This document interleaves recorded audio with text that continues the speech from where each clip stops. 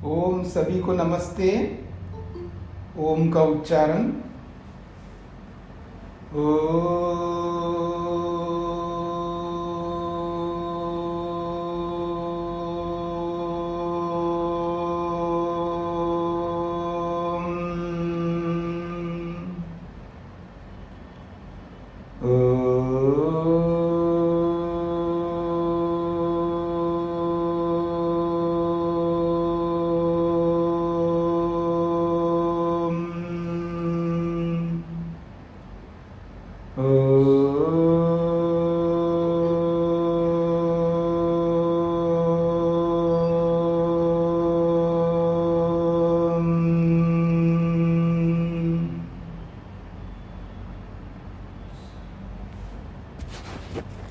वेदांत दर्शन के चतुर्थ अध्याय के द्वितीय पाद के 12वें सूत्र को लेकर के विचार चल रहा है। प्रतिषेधात इति चेत न शारीरात। तो यहाँ पर जो बात कही गई है, प्रसंग यही चल रहा है कि जब व्यक्ति शरीर को छोड़ करके जब जाता है तो वाणी मन में विलीन हो जाती है और मन जो है प्राण में विलीन हो जाता है और प्राण जो है वो आत्मा के साथ जुड़ जाता है। विलीन का मतलब ये जुड़ना है यहाँ पर। फिर वो आत्मा जो है फिर शरीर से बाहर निकलता है। ये प्रसंग चल रहा है। तो प्रश्नकर्ता ने प्रश्न उपस्थित किया है कि आपने कहा है कि प्राण जो है बाहर निकलता है बोला है, लेकिन प्राण तो बाहर नहीं निकलता है, शास्त्र ये कहता है। तो इस बात को लेकर के उसने प्रमाण दिया था, सवा अयम आत्मा अथ अकामयमानः यो अकामः निष्कामः आप्तकामः आत्मकामो न तस्य प्राणा उत्क्रामन्ति। ये मुख्य बात है, न तस्य प्राणाः उत्क्रामन्ति। उस योगी के प्राण उत्क्रमण नहीं करते हैं, अर्थात उस योगी के प्राण बाहर नहीं निकलते हैं। ये तो शास्त्र कह रहा है, बृहदारण्यक उपनिषद कह रही है। और आपने कहा प्राण बाहर निकलते हैं आत्मा के साथ। ये कैसा आपने कहा? ये प्रश्नकर्ता का प्रश्न है। और इसमें हमने ये जो बात समझने का प्रयत्न किया था, सवा अयम आत्मा अथ अकामयमानः, जो न कामना करने वाला है, यानी कामना रहित होना, ये अपने आप में एक बहुत बड़ी बात है कि व्यक्ति कामना रहित कैसे हो सकता है। आज हमारे यहाँ तो शिविर चल रहा है, योग शिविर चल रहा है। योग दर्शन की कक्षा में मैं आज यही बात वहाँ पर रखी है कि वैराग्य जो होता है वो किसको होता है। इस बात को लेकर के चर्चा हुई थी योग दर्शन में। दृष्टानुश्रविक विषय वितृष्णस्य वशीकार संज्ञा वैराग्यम को लेकर के। तो अकामयमाना, कामना रहित वही हो सकता है जो दृष्ट और अनुश्रविक विषयों में कोई तमन्ना नहीं रखता हो। ये बहुत लंबी कहानी है, वो जब योग दर्शन आप पढ़ेंगे तभी विस्तार से बात होगी। तो यहाँ पर कहा है कि जो कामना रहित है, अकाम है अर्थात निष्काम है, बस एक ही कामना है उसको, ईश्वरेशना। बहुत बड़ी बात होती है। और जिसमें ईश्वरेशना नहीं होती है उसके अंदर सभी ऐशनाएं रहती है। ये तो केवल मन को बहलाने वाली बात है। देखो जी, मेरी कोई रुचि नहीं है पैसा में, मैं पैसा नहीं चाहता हूँ, लेकिन लोकेशना में डूबा हुआ है। कोई कहता है कि जी मेरे को कोई सम्मान आदि की कोई इच्छा नहीं है जी, लेकिन पुत्रेशना में डूबा हुआ है। मतलब किसी एक ऐशना में अगर कोई व्यक्ति है तो समझ लेना उसके अंदर तीनों ऐशनाएं विराजमान हैं। वो ये नहीं कह सकता मेरे में बाकी ऐशनाएं नहीं है। बस ये है कि किस एक ऐशना से जब युक्त रहता है तो बाकी ऐशनाएं दबी रहती उस समय, अर्थात वो प्रकट नहीं होते, उदार अवस्था में नहीं रहते। आप में से जिन्होंने भी योग दर्शन पढ़ा है तो उनको अच्छी तरह ये बात समझ में आएगी, जहाँ पर 4 अवस्थाएं बताइए। उदार अवस्था है और फिर प्रक्षिप्त, जो प्रच्छिन्न कहते हैं उसको, यानी दबे हुए होते हैं, और तनु होते हैं, और उसके बाद एक और अवस्था आती है जो दग्धबीज अवस्था आती है। तो उदार अवस्था का मतलब यही होता है कि जब जिस मान लीजिएगा कोई व्यक्ति पत्नी में राग करता है, पत्नी में राग करता है तो एक स्त्री में राग है, इसका ये अर्थ नहीं है कि योग दर्शनकार भी स्वयं कहता है कि अगर किसी स्त्री में राग है या किसी पुरुष में स्त्री को राग है तो इसका ये अर्थ नहीं है कि दूसरों में राग नहीं है। मेरी बात को समझने का प्रयत्न करना। चलिए हम लोग तो भारतीय है ना, एक पत्नी एक पति वाले हम लोग, ठीक है ना, तो एक ही पत्नी है, एक ही पति है हमारे, हम तो जीवन भर एक ही को लेके चलते हैं, अच्छी बात है। लेकिन यहाँ पर ये बोला जा रहा है कि अगर किसी पुरुष को अपनी स्त्री में राग रखता है, इसका ये अर्थ बिल्कुल नहीं है कि वो दूसरी स्त्रियों में राग नहीं रखता है, या कोई स्त्री अपने पति में राग रखती है, इसका ये बिल्कुल अर्थ नहीं है कि दूसरे पुरुषों में राग नहीं रखती, पर वो राग दबा हुआ होता है, क्योंकि एक समय तो एक ही से तो जुड़ा रहेगा ना। बाकियों में राग तब उभरेगा ना जब वो सामने वाले नहीं होंगे। परीक्षण तो तभी होता है ना जो सामने वाले ना हो, तो फिर उसके बाद पता चलेगा कि वो राग है या नहीं।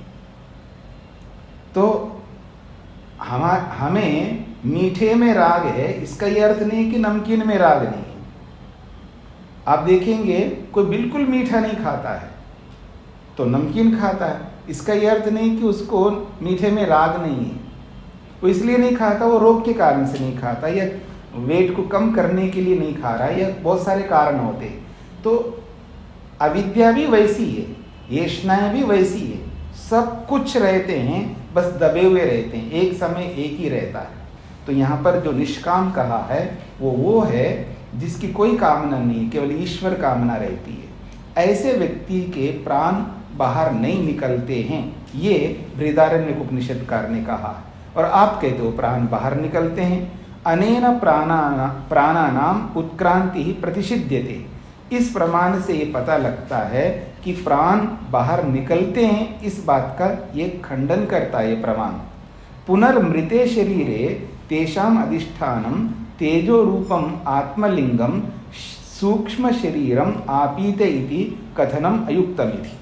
फिर आपने ये जो बात कही है कि पीछे जो सूत्र आया था तदापीते संसार व्यपदेशात, 8वां सूत्र, उसमें कहा मृते शरीरे, जब शरीर मर जाता है अर्थात आत्मा निकल जाता है, तेषाम अधिष्ठानम, और उनका जो अधिष्ठान है अर्थात उन इंद्रियों का आधार है वो सूक्ष्म शरीर है, तेज स्वरूप है, जिसको आत्मलिंगम कहा है, अर्थात आत्मा को पहचानने का वो साधन है। उसी सूक्ष्म शरीर के कारण से आत्मा को पहचाना जाता है, उसका नाम रखा है सूक्ष्म शरीर या आत्मलिंगम।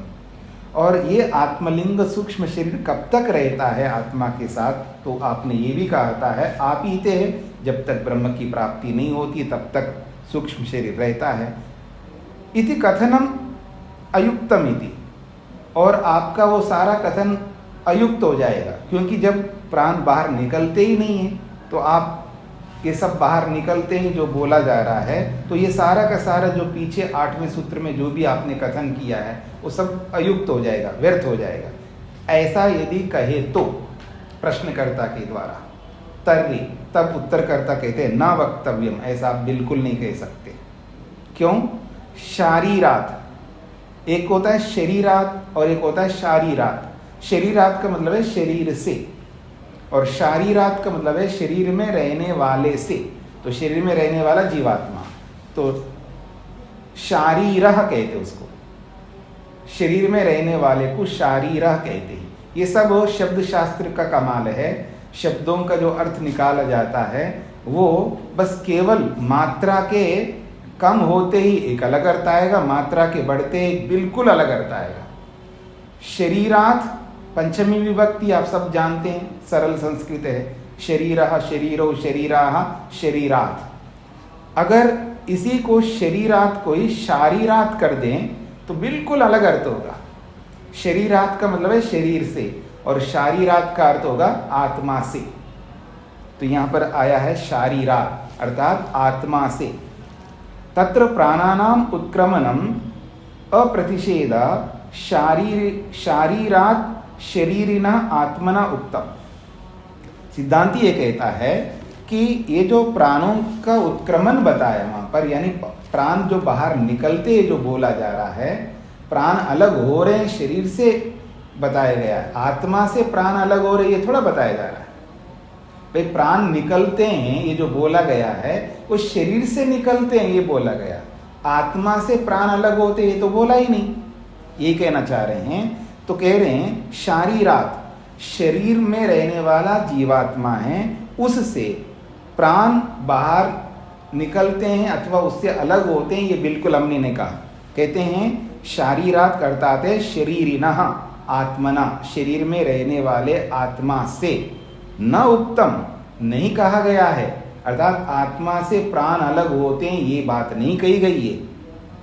न तो शरीरात, शरीर से बाहर निकलते हैं इसमें तो हमें कोई आपत्ति नहीं, शरीर से तो प्राण निकल जाएंगे क्योंकि आत्मा वहां पर नहीं है, इसलिए प्राण तो निकल जाएंगे शरीर से, लेकिन आत्मा से नहीं निकलते, अर्थात आत्मा से प्राण अलग नहीं होते, ये हमारा सिद्धांत है। ये उत्तरकर्ता ने उत्तर दिया है। हाँ जी, हाँ जी, इसका ये मतलब है कि प्राण उत्क्रमण करते हैं, ये पीछे बताया, प्राण निकलते हैं। तो प्रश्नकर्ता प्रश्न उठा रहा है, प्राण निकलते आपने बोला है, लेकिन शास्त्र तो ये कहता है कि प्राण नहीं निकलते हैं। ठीक है, ये प्रश्नकर्ता का प्रश्न है। उत्तरकर्ता कहता है कि प्राण निकलते जो हमने बोला है वो बिल्कुल हम सही बोल रहे हैं, प्राण तो निकलते हैं, पर कहाँ से निकलते हैं? शरीर से निकलते हैं। और वहां जो बात आई है कि उसके प्राण नहीं निकलते हैं, तो वो आत्मा से नहीं निकलते, आत्मा से अलग नहीं होते, वो आत्मा के साथ रहते हैं। सूक्ष्म शरीर और प्राण सब आत्मा के साथ रहते हैं। देखिए, जो ब्रह्म को प्राप्त कर लेता है, ठीक है ना, मोक्ष को प्राप्त करता है या समाधि को प्राप्त करता है, उसके प्राण नहीं निकलते जो बोला गया है, वो प्राण अगले शरीर को धारण करने के लिए नहीं निकलते हैं, वो एक अलग अर्थ है। पर उस अर्थ को यहाँ बताना नहीं चाह रहे हैं, यहाँ ये बताना चाह रहे हैं, इतना ही बताना चाह रहे हैं कि ये जो प्राण नहीं निकलते जो बोला गया है वो आत्मा से निकलते हैं, ऐसी बात तो है ही नहीं प्रसंग हमारा। क्योंकि जैसे शरीर से जीवात्मा निकलता है तो प्राण जीवात्मा के साथ ही रहते हैं, तो जीवात्मा से तो अलग नहीं हो रहे ना प्राण। तो उस प्रमाण में जो उसके प्राण नहीं निकलते हैं जो बोला है, वह जीवात्मा से नहीं निकलते वहां बोला है, ऐसा अर्थ ले लो उस प्रमाण में। हाँ जी, तो मैं यहाँ एक माता जी ने प्रश्न किया था, उसका उत्तर दिया है। तो आप इस बात को समझ लीजिएगा, प्राण निकलते हैं ये तो पहले बोला है, अब प्राण निकलते हैं, किससे निकलते हैं? प्राण शरीर से निकलते हैं, ये सिद्धांति का मत है। और प्रश्नकर्ता प्रश्न उठा रहा है कि जो ब्रह्म को प्राप्त कर लेता उसके प्राण नहीं निकलते, ऐसा प्रमाण कहता है। तो ठीक है, हम आपकी बात मानते हैं, वह जीवात्मा से प्राण अलग नहीं हो रहे, हम ऐसा अर्थ कर रहे हैं ना वहां पर। जो बृहदारण्यक उपनिषद में न तस्य प्राणा उत्क्रामंती, उसके प्राण उत्क्रमण नहीं करते हैं, अर्थात जीवात्मा से अलग नहीं होते, उसके प्राण जीवात्मा के साथ रहते हैं। अगर जीवात्मा से अलग होते हों तब तो आपकी बात हम मान लेंगे, तो वहां पर भी जीवात्मा के साथ प्राण रहे और यहाँ अगले शरीर के लिए जब जीवात्मा निकल रहा है तो यहाँ पर भी जीवात्मा के साथ प्राण निकल रहे हैं, जीवात्मा के साथ जुड़े हुए हैं। जीवात्मा से अलग हो रहे हों तब आपका प्रश्न बनता है, ये कहना चाह रहे हैं, इस रूप में अर्थ किया इन्होंने। तो यही कहा यहाँ पर, तत्र प्राणानाम उत्क्रमणम अप्रतिषेध, जहाँ वहाँ ये जो बृहदारण्यक उपनिषद में प्राणों का न निकलने का जो बात कही है वो यही कह रहा हूँ, प्राणानाम उत्क्रमण प्रतिषेध, प्राणों का जो उत्क्रमण करने का जो प्रतिषेध किया है वो शरीर से, यानी शरीर में रहने वाले आत्मा से निषेध किया है वहां पर। यानी शरीर शरीर में रहने वाला जीवात्मा से प्राण अलग नहीं होते हैं, ये बात कही है वहां पर, न कि शरीर से अलग नहीं होते, ये बात कही है। शरीर से तो अलग होना ही है प्राणों को। जैसे शरीर को छोड़ेगा तो प्राण शरीर से अलग होंगे। हमने जो प्राण बाहर निकलते जो बोला है वो शरीर से अलग होते हैं, ये हमारा अभिप्राय है। और आपने सोचा है कि जीवात्मा से अलग होते हैं प्राण, ये सोच करके आपने ये प्रश्न उठाया है, इसलिए आपका प्रश्न उठाना ही गलत है, ये इसका अभिप्राय है। हाँ जी, पकड़ में आ रहा है आप लोगों को जो मैं कहना चाह रहा हूं? हाँ जी, शेखर जी स्पष्ट हो गया जी? हाँ जी, राकेश जी को क्या पूछना है जी? स्वामी जी, आपने बताया कि प्राण और ऊष्मा बीज ये क्या सूक्ष्म शरीर के पार्ट है, इनके हिस्से होने की वजह से जीवात्मा से अलग नहीं होते? अगर है तो इसमें आप कभी 18 तत्वों में वो नहीं पढ़ते कभी? जी जी, इसका उत्तर तो मैंने कल भी दिया था। देखिए 10 प्राण तो प्रसिद्ध है, सब लोग जानते हैं 10 प्राण, प्राण अपान व्यान उदान समान, और व्यान देवदत्त धनंजय कृकल कूर्म, ये सब जो है प्राण उपप्राण दोनों मिलाकर के 10 प्राण होते हैं। और ये 10 प्राण जीवात्मा के साथ निकलते हैं, अर्थात जीवात्मा के साथ होकर के निकलते हैं, उससे अलग नहीं होते हैं। एक निकलने, जब जीवात्मा बाहर निकलता है तो जीवात्मा के साथ ही वो प्राण निकलते हैं, पर वो 18 तत्वों में वो प्राण नहीं है, ये हम भी मान रहे हैं, लेकिन जीवात्मा के साथ निकलते हैं। उसके बाद भगवान उनका क्या करता है वो हमारे कुछ शास्त्रों में कहीं बताया नहीं, और वो 18 तत्वों का समुदाय के अंदर वो प्राण नहीं है, हम भी मान रहे हैं, लेकिन प्राण तो शरीर में रहते हैं ना, और वो जीवात्मा के साथ निकल रहे हैं, ये बोला जा रहा है, ये बात हो रही है। हाँ जी राकेश जी। स्वामी जी, उसके साथ तेज भी वैसे ही निकलता है, उसका पार्ट नहीं? हाँ जी, जो ऊष्मा आपने कहा था, ऊष्मा भी वैसे ही प्राण की तरह बाहर निकलता है, वो भी सूक्ष्म शरीर का भाग नहीं? हाँ जी, हाँ जी, हाँ जी, मतलब उसके साथ निकल रहा है, लेकिन उसी के साथ में रहेगा वो भी। जैसे प्राण उसके साथ निकल रहे हैं तो वो ऊष्मा भी उसी के साथ रहेगा। अब वो ऊष्मा क्या चीज है, किसका गुण है, तो आप अग्नि का गुण मान सकते हैं, वायु का गुण मान सकते हैं, जो भी मानना मान लीजिएगा, क्योंकि उसके लिए अलग से कोई वर्णन नहीं है शास्त्रों में, बस यहाँ इतना ही बताया है। वो ऊष्मा, वो तेज जो है सूक्ष्म शरीर का धर्म है, ये बोला है। अब सूक्ष्म शरीर में जो तत्व हैं 18 तत्व, उन 18 तत्वों में से किसी एक तत्व का धर्म मान लो आप। अगर ऐसा अगर कहेंगे रूप तन्मात्रा का धर्म मान लो, मेरे कोई आपत्ति नहीं है। रूप तन्मात्रा जो है वो अग्नि तत्व का है, रूप तन्मात्रा जो है वो अग्नि तत्व है मुख्य रूप से, तो रूप तन्मात्रा का गुण मान सकते हैं आप, इसमें कोई दिक्कत नहीं है। ये मैं एक संभावना बता रहा हूँ, कोई प्रमाण नहीं है, क्योंकि कहीं भी ऐसा प्रमाण नहीं आया है कि ये ऊष्मा जो है किसका धर्म है, ऐसा कोई अभी तक पढ़ने में नहीं आया। लेकिन ये बता रहे हैं वो सूक्ष्म शरीर का धर्म है। जब सूक्ष्म शरीर का धर्म है तो हमें कल्पना करनी है कि वो किसका धर्म हो सकता है। सूक्ष्म शरीर में 18 तत्व है, महतत्व है, उसका धर्म तो नहीं हो सकता, अहंकार का धर्म नहीं हो सकता, ज्ञानेंद्रियों का, कर्मेंद्रियों का, उसका भी धर्म नहीं हो सकता, मन का भी नहीं हो सकता। अगर हो सकता है तो पंच तन्मात्राओं में किसी एक का हो सकता है, और पंच तन्मात्राओं में शब्द तन्मात्रा है, उसका भी नहीं हो सकता, क्योंकि तेज ऊष्मा जो है ये अग्नि स्वरूप है ना, हीट है, तो वो रूप तन्मात्रा का ही हो सकता है, ऐसा मेरे को लग रहा है। बाकी इसके अतिरिक्त और किसी का हो गया तो हम उसको मान लेंगे जब प्रमाण मिल जाएगा, तो अभी तक तो प्रमाण नहीं है हमारे पास जी। राकेश जी स्पष्ट हो गया? हाँ जी, ठीक है स्वामी। एक छोटा सा संशय और दूर कर दीजिए कि जब आपने बताया था कि आदमी मरता है तो उसके सारे कर्मों की एक पिक्चर उसके सामने चलती है जी, तो वो तो एक स्वाभाविक मृत्यु के समय में संभव हो सकता है। अगर वो एक्सीडेंटल होता है, हार्ट अटैक हो गया या एक्सीडेंट हो गया, तो उस वक्त भी ऐसा ही होता है? नहीं, वो तो बता चुका हूँ ना, ऐसा नहीं होता। वो स्वाभाविक मृत्यु जब होती है तभी ये होता है। जो एक्सीडेंटली जितने भी मरते हैं उनको नहीं समझ में आता, तो झटके में चले गए ना, उनको नहीं पता लगता है ना, उनके सामने ऐसा होता है। जी जी जी। अब आगे बढ़ते हैं जी। तत्र स वा अयमात्मा आत्मशब्द प्रतिषेधे पठिता। स वा अयमात्मा, ये जो शास्त्र में आया है आत्म शब्द, तो उस आत्मा शब्द के साथ प्रतिषेध पठित है, यानी वहाँ आत्मा के साथ नहीं रहता प्राण, ऐसा नहीं है, प्राण आत्मा के साथ ही रहता है।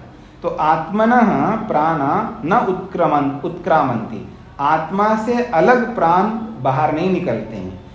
शरीरात् तु उत्क्रमन्ति इति विज्ञेयम्, आत्मा से प्राण अलग नहीं निकलते हैं, शरीर से तो जरूर निकलते हैं, ऐसा ही समझना चाहिए। ये निष्कर्ष इन्होंने निकाला है। आत्मनः प्राण न उत्क्रामन्ति, आत्मा से प्राण नहीं निकलते हैं, अर्थात आत्मा से प्राण अलग नहीं होते हैं। फिर कैसे? शरीरात् तु उत्क्रमन्ति, शरीर से तो निकलते हैं, आत्मा से नहीं निकलते, अर्थात आत्मा के साथ प्राण रहते हैं। ये इसका अभिप्राय है। सूत्रार्थ लिखिएगा, 12वें सूत्र का अर्थ। हाँ जी।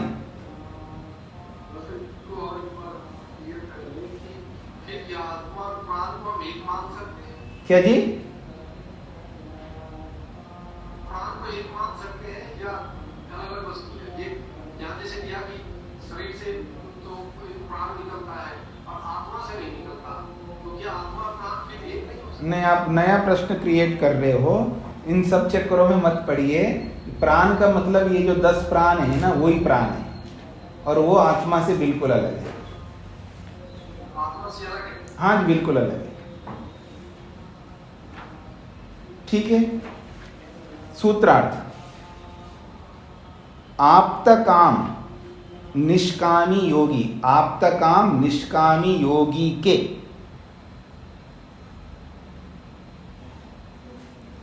आत्मकाम, आप्तकाम निष्कामी योगी के प्राण उत्क्रमण नहीं करते हैं। आप्तकाम निष्कामी योगी के प्राण उत्क्रमण नहीं करते हैं।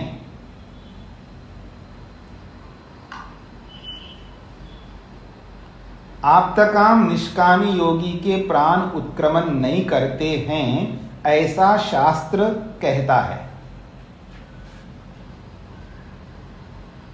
माता शकुंतला जी म्यूट करके रखिए।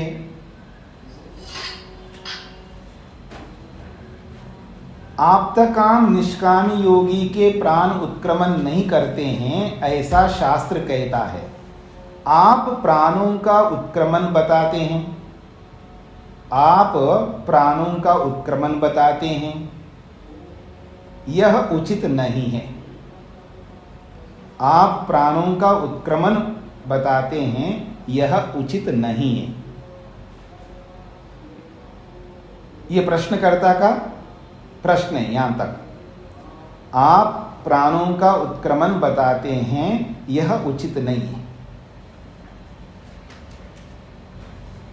आप्तकाम निष्कामी योगी के प्राण उत्क्रमण नहीं करते हैं, ऐसा शास्त्र कहता है। आप प्राणों का उत्क्रमण बताते हैं, यह उचित नहीं है। यहां तक प्रश्नकर्ता का प्रश्न है। अब उत्तरकर्ता का उत्तर आ रहा है। जहां प्राणों का प्रतिषेध किया है, जहां प्राणों का प्रतिषेध किया है,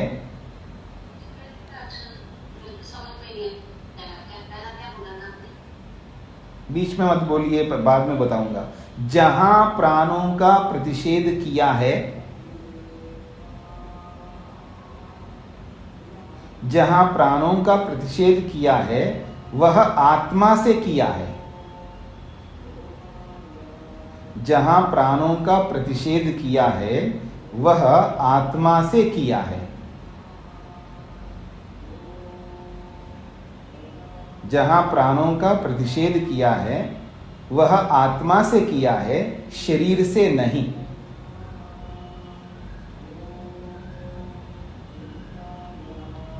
जहां प्राणों का प्रतिषेध किया है वह आत्मा से किया है, शरीर से नहीं। शरीर से तो प्राण निकलते ही हैं, शरीर से तो प्राण निकलते ही हैं।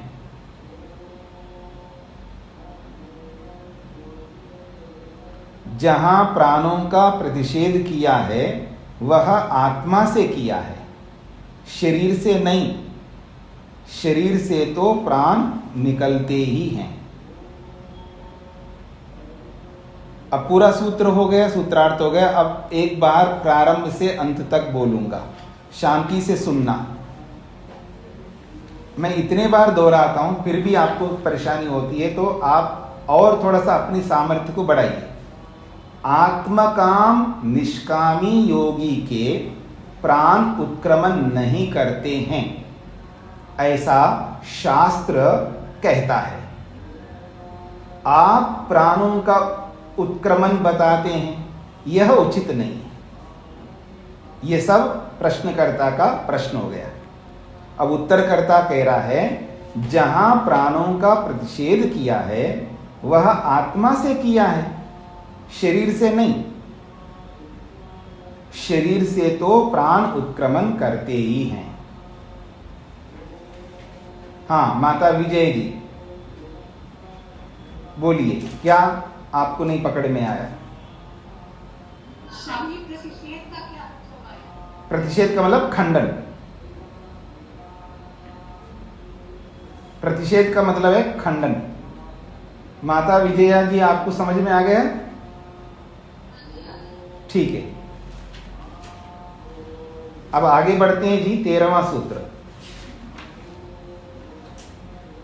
अब इसी बात को दूसरे आचार्य लोग भी कहते हैं, ये 13वें सूत्र में स्पष्ट किया जा रहा है जी। स्पष्टो ही एकेशाम। एकेशाम का मतलब है कुछ आचार्यों का ये कहना बिल्कुल स्पष्ट है, ऐसा ही होता है जैसे अभी उत्तरकर्ता ने उत्तर दिया है। स्पष्टो ही प्राणोत्क्रमण प्रतिषेधो अस्मात् आत्मनः एकेशाम शाखिनां मते ग्रंथे वा विद्यते। स्पष्टः ही प्राणोत्क्रमण प्रतिषेध, प्राणों का न निकलना अर्थात प्राणों का जो प्रतिषेध है, खंडन है, वो इस आत्मा से नहीं होते हैं, अर्थात आत्मा से प्राण अलग नहीं होते हैं, ये बात तो स्पष्ट है। ऐसा एकेशाम शाखिनाम मते, कुछ शाखा वाले लोगों के, आचार्यों के मत में या उनके ग्रंथों में स्पष्ट विद्यमान है। वो शाखा वाले, उस ग्रंथ वाले, उस आचार्यों के माध्यम से ये स्पष्ट कहा जाता है कि आत्मा से प्राण अलग नहीं होते हैं। तद यथा, जैसा कि वो प्रमाण भी दे रहे हैं, यत्र अयम पुरुषो म्रियते, यत्र अयम पुरुषो म्रियते उदस्मात् प्राणाः क्रामन्ति अहोस्वित न। कहते हैं जब ये पुरुष मर जाता है, अर्थात जब ये आत्मा शरीर को छोड़ देता है, यत्र अयम पुरुषः म्रियते, जब ये आत्मा मर जाता है अर्थात शरीर को छोड़ देता है, उत अस्मात् प्राणा क्रामन्ति, क्या उससे प्राण निकलते हैं, अहोस्वित, अहोस्वित का मतलब है अथवा, न इति, प्राण नहीं निकलते हैं। ये प्रश्न कर रहा है, क्या उससे प्राण निकल जाते हैं अथवा नहीं निकलते हैं। इति उवाच याज्ञवल्क्यः, ये याज्ञवल्क्य से प्रश्न किया अथवा याज्ञवल्क्य कह रहे। इति उवाच याज्ञवल्क्य, ऐसा याज्ञवल्क्य ने प्रश्न किया किसी से। अत्र अस्मात् पंचमी निर्देशा स्पष्टते, तो यहां पर इस वचन में पंचमी विभक्ति का निर्देश किया है। अस्मात् प्राणा क्रामन्ति, अस्मात् का मतलब है इससे। उत अस्मात्, अस्मात् जो है ये इदम शब्द का पंचमी विभक्ति का है। अस्मात् का मतलब है इससे। तो यहां जो अस्मात् शब्द जो आया है पंचमी विभक्ति का जो निर्देश किया है, इस पंचमी विभक्ति से स्पष्ट होता है क्या कि तथा कौशितकी नाम अभी। अच्छा ठीक है, तो पंचमी विभक्ति के निर्देश से पता लगता है कि शरीर से तो निकलते हैं लेकिन जीवात्मा से नहीं निकलते, क्योंकि पंचमी विभक्ति का अर्थ अलग होना है। अलग होने का मतलब है वो कहाँ से अलग हो सकते हैं, क्योंकि एक जगह शास्त्र कहता है आत्मा से अलग नहीं होते हैं, फिर भी यहाँ पर अलग होते बोला है, तो सीधा उसका अर्थ ये होगा शरीर से अलग होते हैं, क्योंकि ये पंचमी विभक्ति स्पष्ट कह रही है। क्योंकि पंचमी विभक्ति जो है अपादान के लिए होता है। अभी ये वेदांत दर्शन समाप्त हो जाएगा तो मैं आपको ये सब बताने वाला हूँ। न्याय दर्शन पढ़ने से पहले कुछ भूमिका के रूप में अपादान किसको कहते हैं, अधिकरण किसको कहते हैं, करण किसको कहते हैं, कर्म किसको कहते हैं, कर्ता किसको कहते हैं, ये कारक होते हैं, 6 कारक होते हैं। इन 6 कारकों को समझने से आपको थोड़ा सा समझ में आ जाएगा, क्योंकि अपादान न्याय दर्शन में भाषा थोड़ी कठिन है संस्कृत की, उसको समझने के लिए हमको सरल लिंगों को समझना है, सरल जो विभक्तियां हैं उनको समझना है, कारकों को समझना है, कारक किसे कहते हैं ये समझना है, विभक्तियों को समझना है। ठीक है, तो उनको समझेंगे तो वहाँ न्याय दर्शन में आपको बहुत अच्छा लगेगा।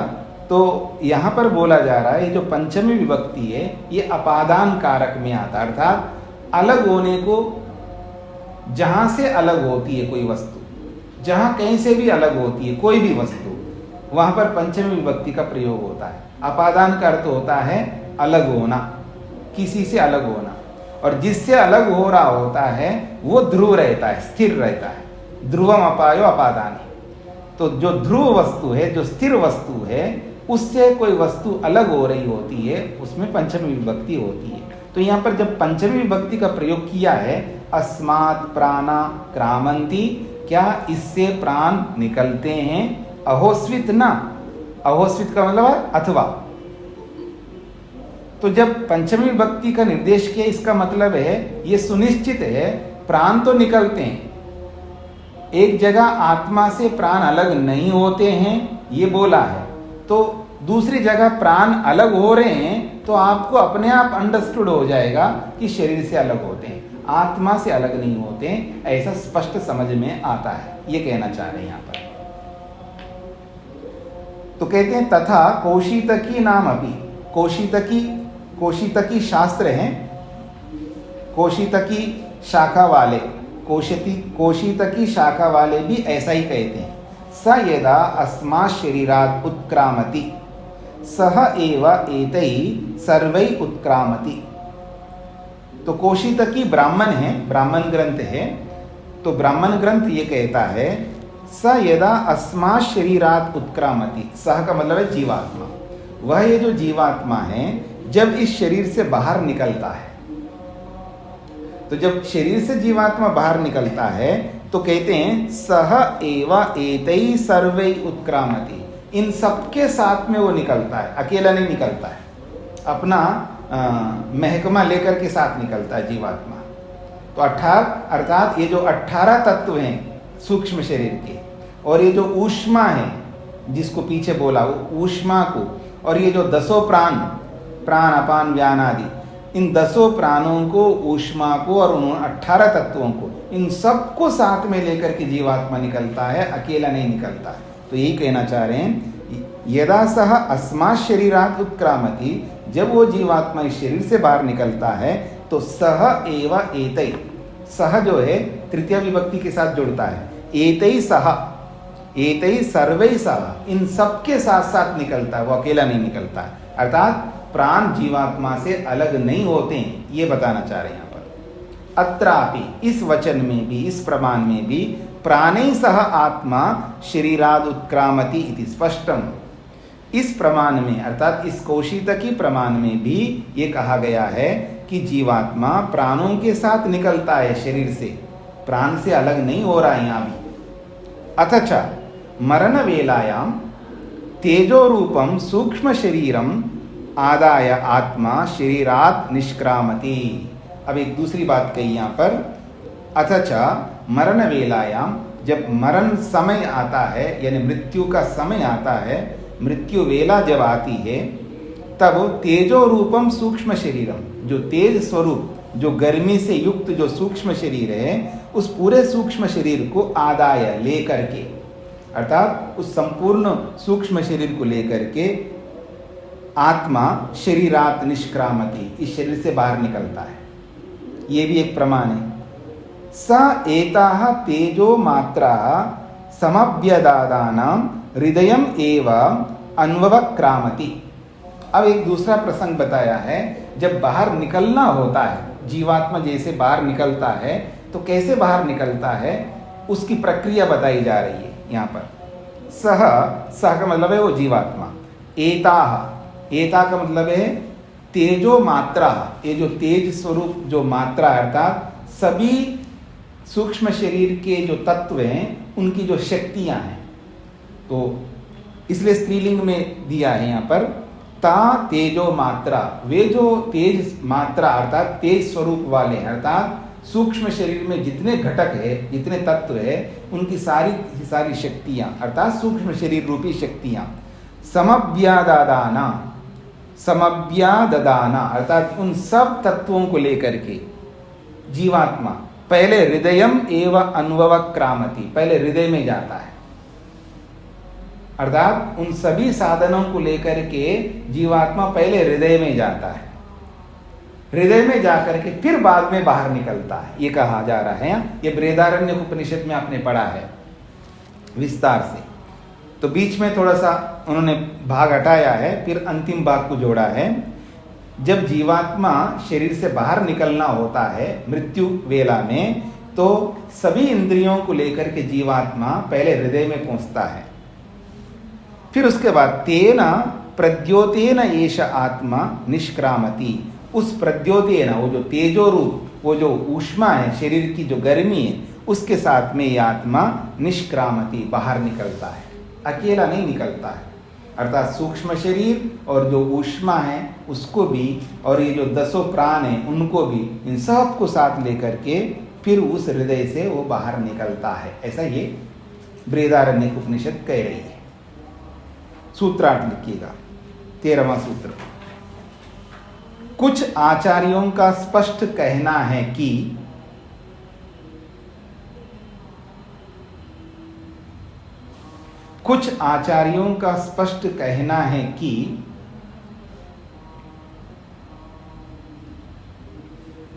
जीवात्मा का शरीर से बाहर निकलना, कुछ आचार्यों का स्पष्ट कहना है कि जीवात्मा का शरीर से बाहर निकलना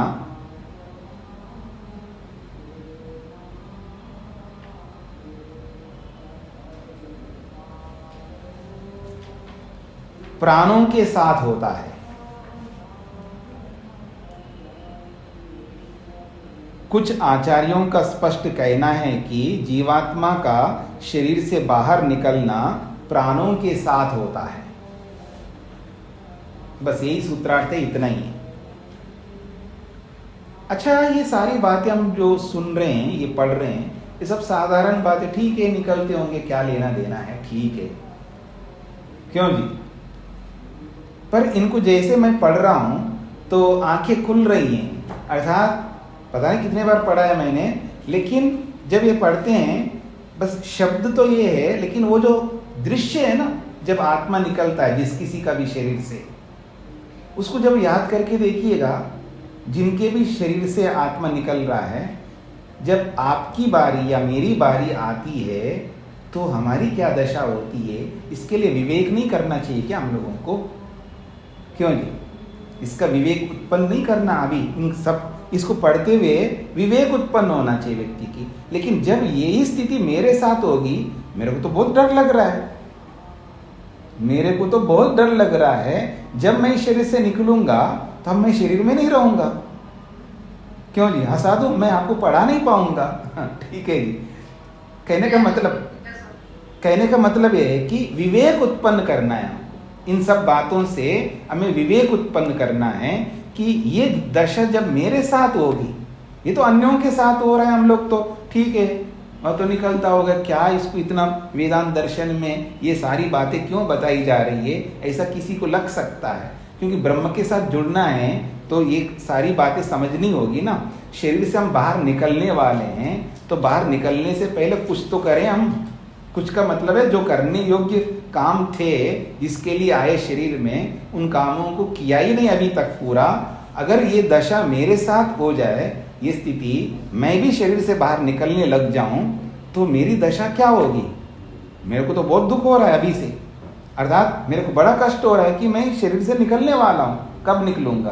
तो ये विवेक उत्पन्न करना होगा, और इस विवेक से जो कर्तव्य है हमारे, जो करने योग्य है, जिनको हम कर नहीं पा रहे, उसमें गति उत्पन्न होगी, उसमें तेजी आएगी, उसकी जो क्वालिटी है वो बढ़ेगी। तो उसके लिए हमें सब पढ़ना है।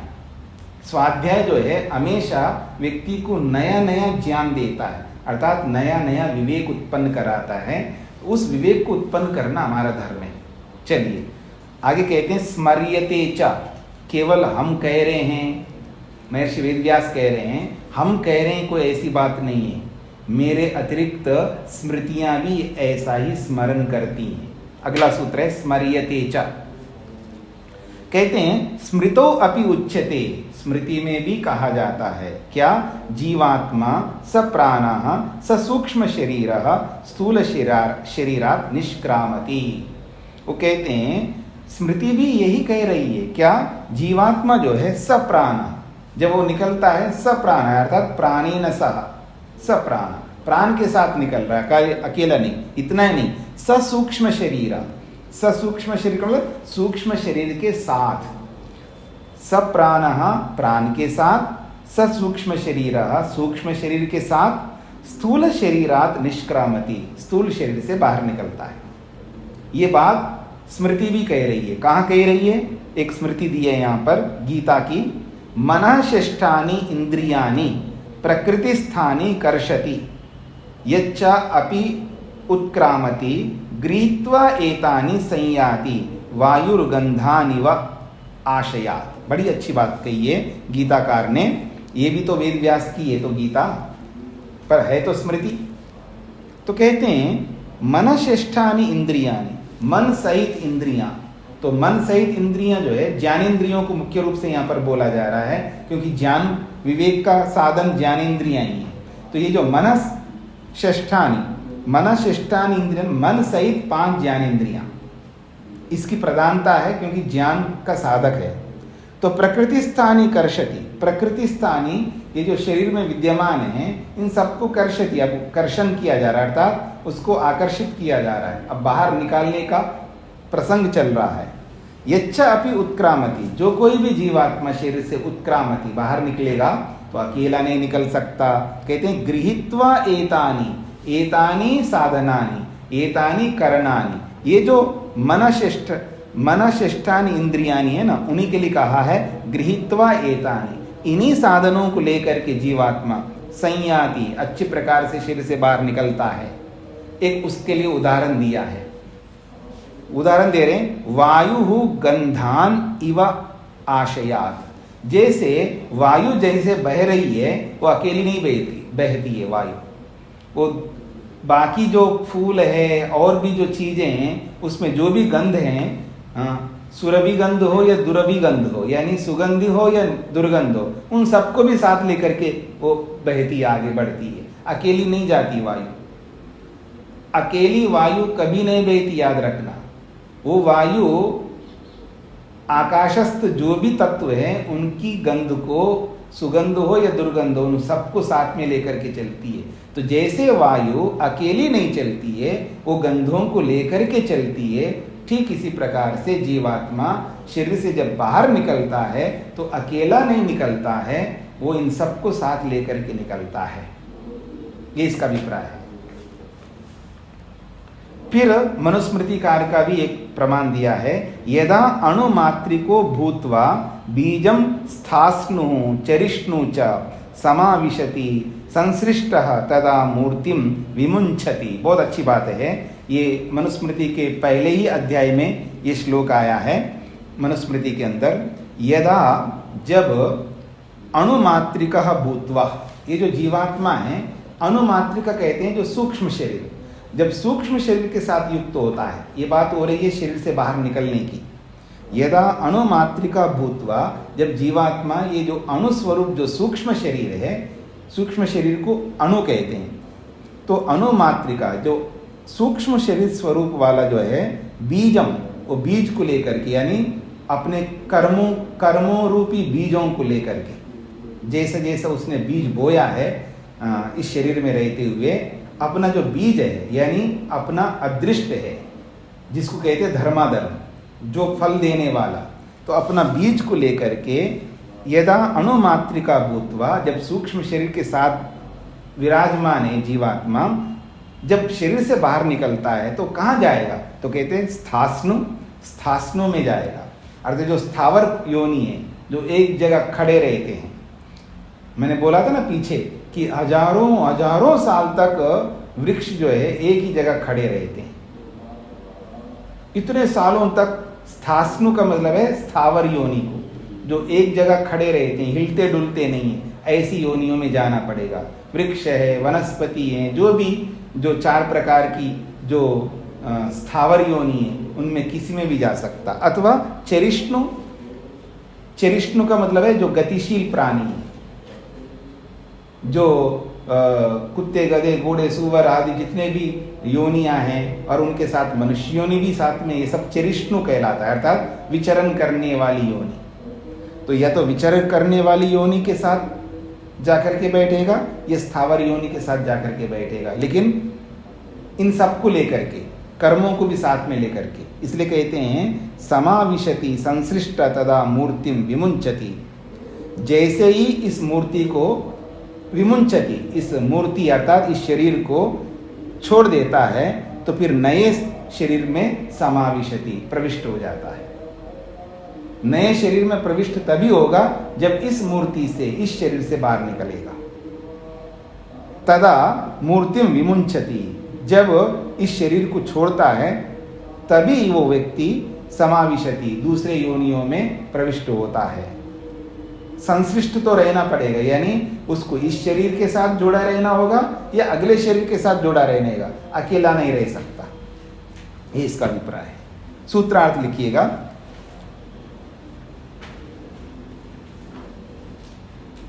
सूक्ष्म शरीर को साथ लेकर, सूक्ष्म शरीर को साथ लेकर,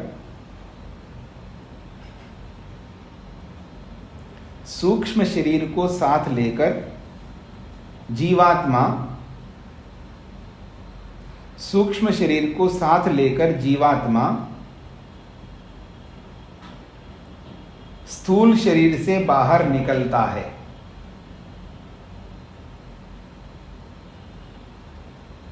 सूक्ष्म शरीर को साथ लेकर जीवात्मा स्थूल शरीर से बाहर निकलता है।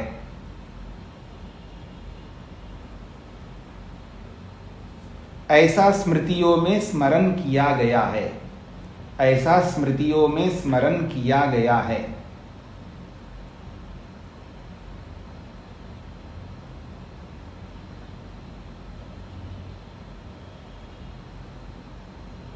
हाँ जी, सूत्रार्थ है सूक्ष्म शरीर को साथ लेकर जीवात्मा स्थूल शरीर से बाहर निकलता है, ऐसा स्मृतियों में स्मरण किया गया है। 15वां सूत्र है, बहुत छोटा सा है। ऐसा कौन सा पाप होता है जो हजारों साल तक प्रेत बन के खड़े रहते हैं? माता जी, जितने पापों को हम जानते हैं ना, पहले उससे तो छुटकारा पा लेते हैं। जितने पाप हम करते हैं, हाँ हाँ, बहुत अच्छी बात कही माता जी। जो पाप कर बैठ रहे हैं उससे तो निकल नहीं रहे हैं, और जो नहीं पता है उससे निकलने की चेष्टा हम करेंगे, ये संभव नहीं है माता जी। मैं वही कह रहा हूँ, जिनको हम जानते उससे तो बचने की चेष्टा कर नहीं रहे हैं, और जिनके बारे में पता नहीं है उससे बचेंगे कैसे? मैं तो आपको कितने बार बोला, आप एक बार आ जाओ तो शिविर में, आप कहते हो तो मैं नहीं आ सकती हूँ। ठीक है, चलिए, कोई बात नहीं। इतना सब पता लग जाता ना माता जी कि किस कर्म से कौन सा मिलेगा, किस कर्म से कौन सा मिलेगा, इतना सब कुछ पता लगता है ना, तो फिर तो हम भगवान ना बनते। हर चीज नहीं पता लगती है माता जी, मोटा। अब इधर उधर की बात मत करना। हाँ, आगे बढ़ते हैं। 15वां सूत्र। 15वां सूत्र है, बहुत संक्षेप से है। जब जीवात्मा इन सब सूक्ष्म शरीरों के साथ में, सूक्ष्म शरीर के साथ में, प्राणों के साथ, हाँ जी, कोई बीच में बोलिए।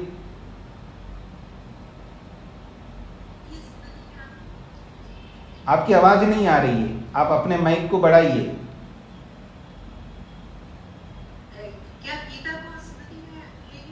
हाँ जी, हाँ जी, गीता भी स्मृति ले सकते हैं। है तो वैसे तो इतिहास का ग्रंथ है, लेकिन वेद के अतिरिक्त जितने भी है वो सब इसी तरह होंगे जी। स्मृति दो ही प्रकार के ना, श्रुति और स्मृति, दो ही प्रकार का।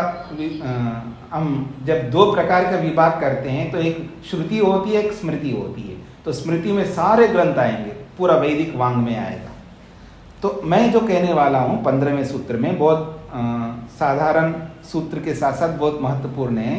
जब जीवात्मा शरीर से बाहर निकल रहा है इन सब साधनों को लेकर के, तो अकेले तो नहीं रह सकता, फिर किसके साथ मिलता है वो बताया जा रहा है। तो कहते तानी परे तथाई आह। तानी, ये सब के सब साधन और जीवात्मा, परे यानी परे का मतलब है परमपिता परमात्मा के साथ जुड़ जाते हैं, फिर उसमें विलीन होते हैं, अर्थात उसके साथ जुड़ जाते हैं। तथाई आह, शास्त्र ऐसा ही कहता है। भूत सूक्ष्मानि इंद्रिय प्रकृति भूतानि तेजो रूपे सूक्ष्म शरीर समाविष्टानि परे परे देवे परमात्मनि समीयन्ति संविशन्ति। कहते हैं भूत सूक्ष्मानि, ये जो सूक्ष्म भूत है, इंद्रिय प्रकृति भूतानि, इंद्रिय आदि के रूप में जो 18 तत्वों का जो तेज रूप है, जिसको हम सूक्ष्म शरीर कहते हैं। तो सूक्ष्म शरीर समाविष्टानि, ये सब सूक्ष्म शरीर के साथ जुड़े हुए हैं। चाहे सूक्ष्म भूत है, इंद्रियां हैं, सारे के सारे तत्व जो है 18 तत्व सूक्ष्म शरीर के साथ जुड़े हुए हैं। तानी, वो सारे के सारे परे देवे परमात्मनि, वो परम उत्कृष्ट जो देव परमात्मा है, उस परमात्मा में समीयन्ति अर्थात संविशन्ति, उसमें मिल जाते हैं, अर्थात उसके साथ जोड़ते हैं, ये कहा जा रहा है। अर्थात उन सबको परमात्मा ही तो लेकर के जाएगा आगे, तो परमात्मा के साथ जुड़े रहेंगे। तथा ही आह, तथा ही श्रुतिर्वदति, श्रुति भी ऐसा ही कहती है। क्या कहती है? तेजः परस्याम देवतायाम, ये जो तेज है, ये जो सूक्ष्म शरीर है, ये परस्याम देवतायाम, जो परम देव है परमात्मा, उसके साथ मिल जाती है या उसमें विलीन होती है। इसका यह अभिप्राय है। सूत्रार्थ लिखिएगा। शरीर से निकलने पर, शरीर से निकलने पर, शरीर से निकलने पर वे सूक्ष्म भूत, शरीर से निकलने पर वे सूक्ष्म भूत, इंद्रियां,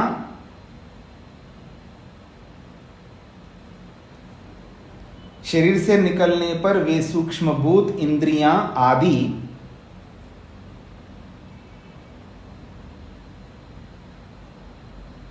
इंद्रियां आदि रूप सूक्ष्म शरीर, इंद्रियां आदि रूप सूक्ष्म शरीर, सूक्ष्म भूत इंद्रियां आदि रूप सूक्ष्म शरीर परब्रह्म परमात्मा के साथ जुड़ जाते हैं, परब्रह्म परमात्मा के साथ जुड़ जाते हैं।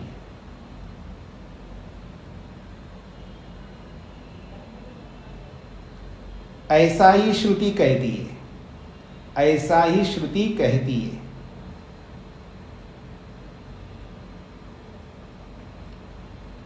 शरीर से निकलने पर वे सूक्ष्म भूत, इंद्रियां आदि रूप सूक्ष्म शरीर परब्रह्म परमात्मा के साथ जुड़ जाते हैं, ऐसा ही श्रुति कहती है। हाँ जी, बहुत देर से बहुत लोगों ने हाथ खड़ा किया है, तो इसमें समझने का कोई विशेष नहीं है। शरीर से सब बाहर निकलते हैं तो किसके साथ जुड़ते हैं? अकेले कुछ कर नहीं सकते। सूक्ष्म शरीर, जीवात्मा के पास स्थूल शरीर नहीं, वो कुछ नहीं कर सकता, तो वो क्या करेगा? वो उसको तो बोध ही नहीं है। तो जीव परमात्मा के साथ जुड़ जाते हैं सब। परमात्मा ले जाता है जहां उनके कर्म है, उनके आधार पर जहां शरीर देना। हाँ जी,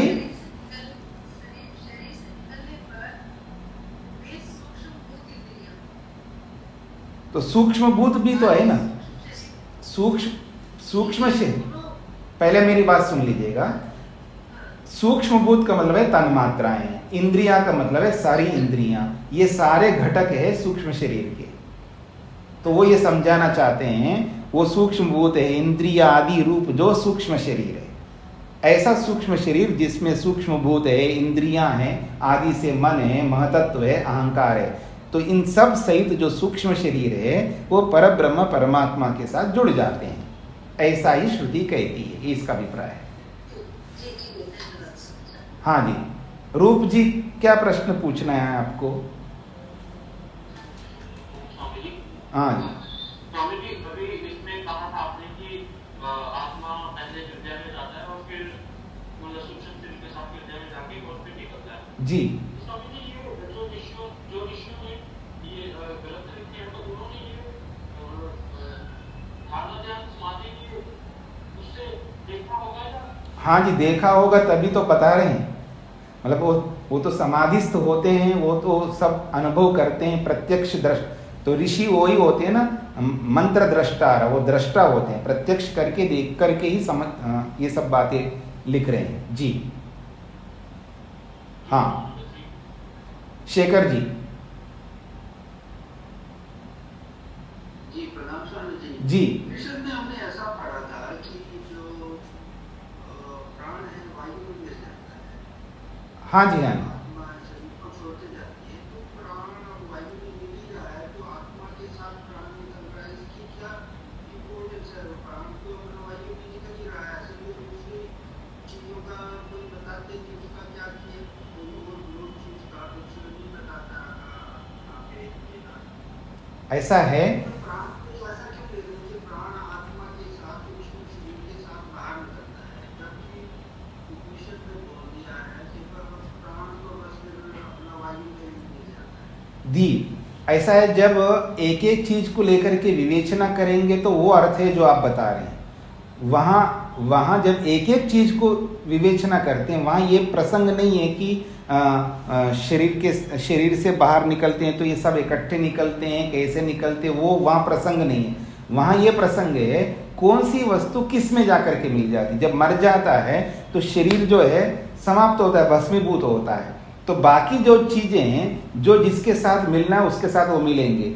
तो वहाँ एक एक तत्व की बात कही है कि कौन सा तत्व किसके साथ जुड़ जाता है, जिसमें विलीन होता है। जैसे इंद्रियां जो है, चक्षु जो है अग्नि में मिल जाती है, श्रोत्र आकाश में मिल जाता है, ऐसा वहाँ वर्णन किया है उपनिषदों में। तो वहाँ पर जो है एक तो गोलक है, गोलकों की बात कही वहाँ पर, और गोलकों के साथ साथ ये सूक्ष्म शरीर की बात भी कहेंगे। तो सूक्ष्म शरीर तो किसी में नहीं मिलता है, केवल प्राण जरूर ले सकते हैं। तो वहाँ पर प्राण वायु में मिल जाते हैं, क्योंकि वायु का एक सूक्ष्म स्वरूप है प्राण। तो वहाँ एक एक तत्व को जब अलग विवेचना करेंगे तो वो बात सही है, वहाँ पर जो जिसको जिसमें मिलना है उसमें मिलेंगे। लेकिन उसमें मिलने से पहले जीवात्मा के साथ ही तो निकल रहे हैं सारे के सारे। बाहर निकलने के बाद जिसको जहाँ मिलना वो मिलेंगे, पर रहेंगे जीवात्मा के साथ बाहर निकलने का। तो ये इसको ऐसा समझना है, ठीक है जी। हाँ, माता विजय जी को क्या पूछना है? स्वामी जी, आपने बताया कि ये जो शरीर में से सब कुछ जब निकल जाता है तो शरीर ठंडा पड़ जाता है जी। तो वो 12-13 घंटे के बाद ही वो ठंडा होता है। तो वो ठंडा तब कौन सी ऐसी चीज उसके अंदर आती है जो ठंडा जाता है? वो तो खैर ठीक है, जब प्राण नहीं है तो अपने आप वो ठंडा हो जाता है। वो शरीर विज्ञान वाले बताएंगे ज़्यादा वो क्यों ऐसा ठंडा होता है। तो वो तो जो यंत्र जब चल नहीं रहे हैं, अब आप कोई मशीन को आप चलाए, पंखे को चलाइए, किसी भी मशीन को चलाइए, जब मशीन चल रहे होते वो गर्म हो जाता है। क्योंकि रनिंग में है और रनिंग में है नहीं। अब गाड़ी को खड़ा कर दिया हमने, गाड़ी चलते समय उसको गर्म होता है इंजन, अब खड़ा कर देंगे तो धीरे धीरे धीरे धीरे अपने आप ठंडा हो जाता है। तो ऐसे शरीर भी ठंडा होता है, ऐसे समझ लीजिएगा मोटे अर्थ में।